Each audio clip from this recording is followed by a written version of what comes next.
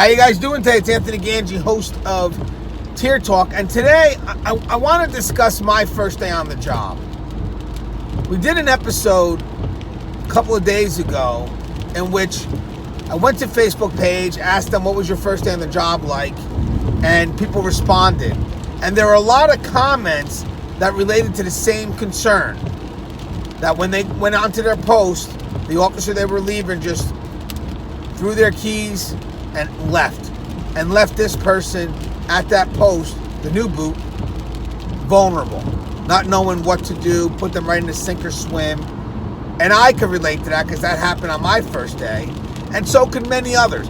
And before I went to sleep yesterday, I was like, wow, you know what? That's really a problem, because I remember how I felt, and I felt uncomfortable and alone. And once I started thinking that, I was like, you know what? Maybe this isn't the best practice, even though it's widespread. So I want to give my opinion on why I don't think that's the best practice, and we can decide for yourself if this is something that we should continue doing. But when I get back from our sponsors, we're going to talk about my first day on the job. The first day I was given the keys to run my own unit. All right, guys, so if you're having the show Tier Talks for you brave men and women that work in corrections, so please subscribe, interact, engage, comment, hit that bell. That bell's going to notify you every time I post up a video. I stand by for our sponsors. I wanted to attend a university that had an intelligence program. I wanted to look at problems different. I wanted to increase my critical thinking abilities. AMU offered those avenues to expand.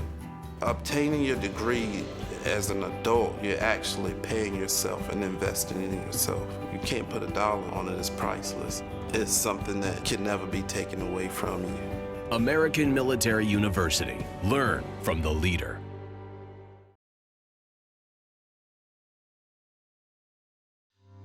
Being a corrections officer takes its toll on even the strongest individuals.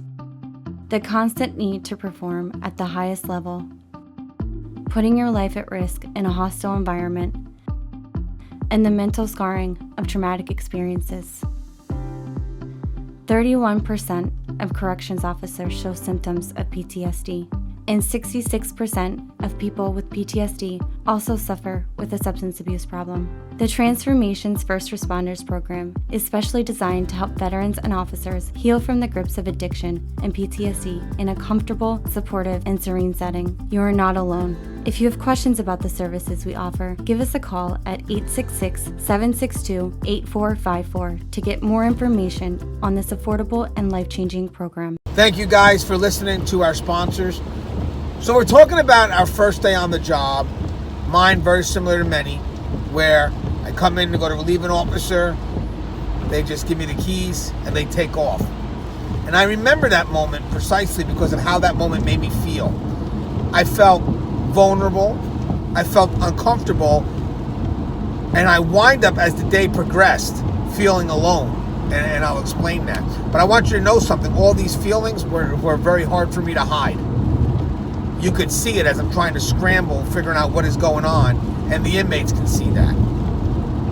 And when I noticed that there were a lot of people who commented on this question on my Facebook page, who shared this same experience, this same first day, I had to do a video on this.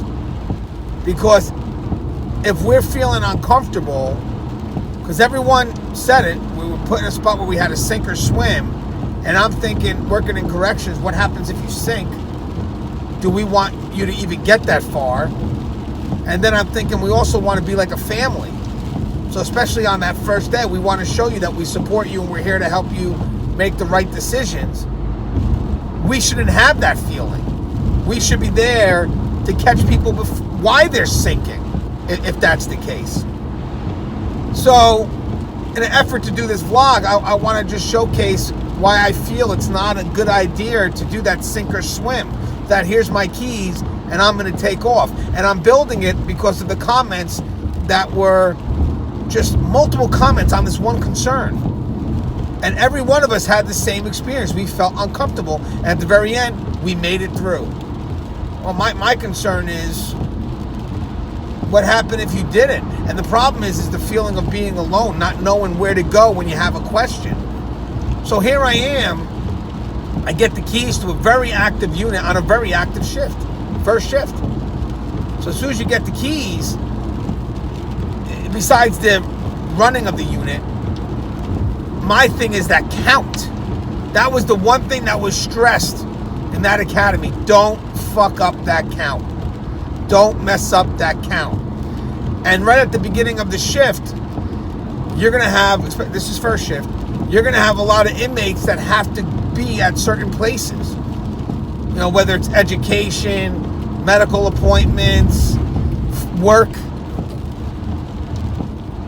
So there's going to be a lot of movement at that beginning of the shift to get those inmates to where they need to be. Now, when you're a rookie and it's your first day on the job, and mind you, I had academy experience, by the way. A lot of officers don't have that academy experience coming in. I'm totally against that. But in my case here, I did have a little bit of a foundation. But again, I still need to understand the running of this facility.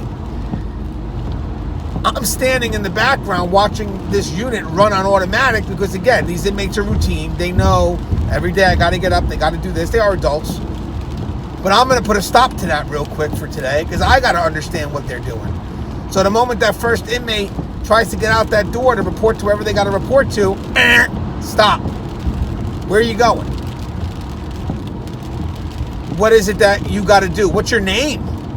Who are you? So all of a sudden, now the inmates know this person's new. This person's never worked a unit.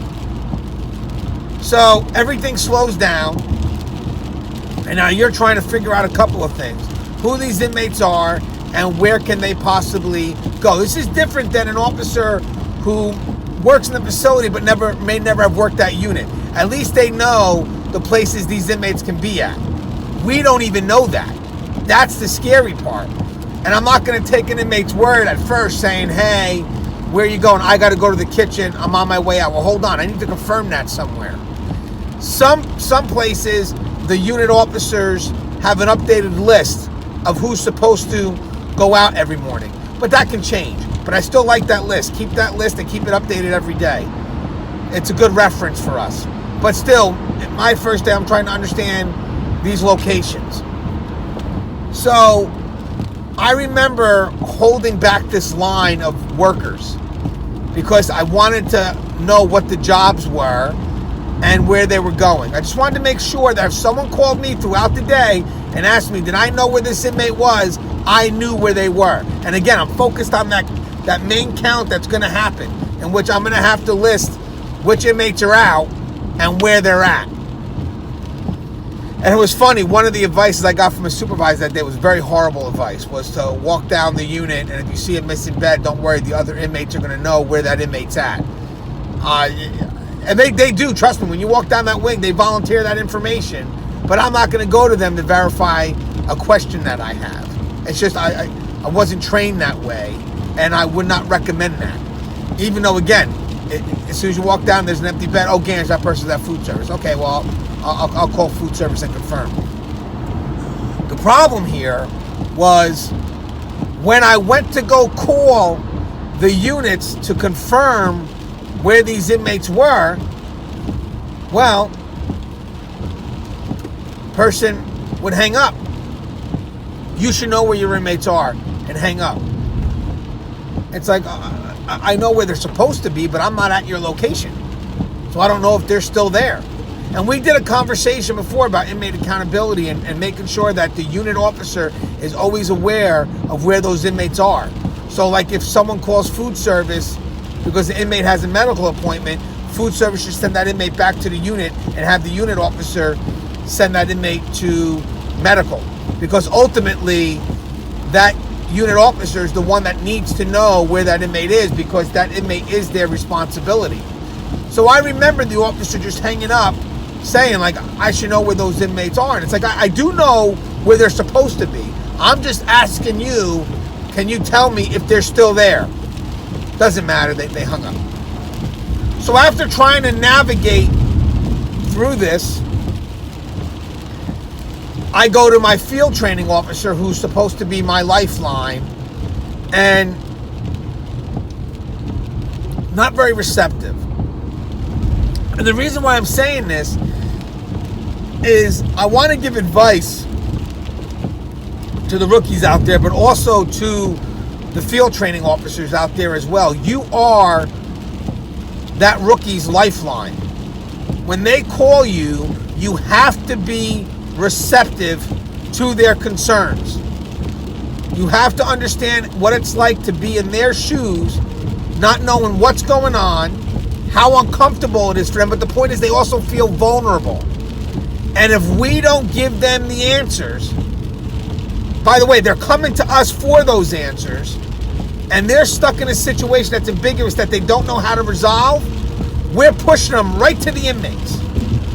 We are pushing those rookie cops right to those inmates. Because again, they are confused and we're not giving them any answers. And they're coming to us. Also, I want them to see right from the get-go that we're a family. That if you have a concern, come on. What's your concern? I'll help you. Listen, even though we may all work in these different units, we don't work in isolation. We work together. So when an officer calls to see, hey, is my inmate there? Answer them. Let me check for you. I just did my count. Yeah, the inmate's still here. You know, let me help you. And even as you go in your career, always be receptive to the phone call of another officer because you don't know. Help them. Give them an answer because ultimately you're trying to determine where that inmate is. If that officer made a mistake or whatever it is, let's fix it for them. Instead of having this person run around confused. You know, I know we got that sink and swim mentality, but we don't want people to sink in this profession because could be such a nasty outcome when someone sinks. I mean, yeah, don't get me wrong. We want them to learn to adapt and adjust, but part of that is knowing who to call when you need help. I always promote that. You know, call someone if you need help and then get the information you need to be effective. You know, it's not, hey, well, they got to start doing stuff on their own. Yeah, I agree. There's some level of that. But if they truly are in a bit of a bind, we should be there to help each other. We should be there to pick each other up. And again, I'm talking about the new boots now. You know, that's what I'm focused on. But I think this could also be generalized to senior staff as well, because sometimes we have those days. We have bad days. So either way, that practice of here's the keys, run the unit on your own, and then not being supported by support staff is a very bad practice. It would be good if the officer came in, I go to relieve the senior officer, and you give me a little bit of guidance just to get my first few steps in as I work that unit. What is it I got to need to know? Help me out. Because again, we're all a family. We're all a family. So I thought this was a great conversation to have because we all shared this similar story. And then, as I said, I saw a lot of our brothers and sisters share that same first story, and I got that feeling of uncomfortability, that feeling of vulnerability, that feeling of being alone on your first day. And I don't think any officer should ever have to feel that, especially if they're here to do the right thing. Because if they feel alone, there's going to be a group of inmates that are going to help them. They're going to give that officer the comfort they need. And when I get those comments, and people in those comments are saying that we felt alone the first day, I had to do this vlog. This vlog became mandated because we should never feel that way. And that's a practice that's been going on for years, and hopefully we can put the kibosh on that. Let's show support. Let's show that we're there for each other.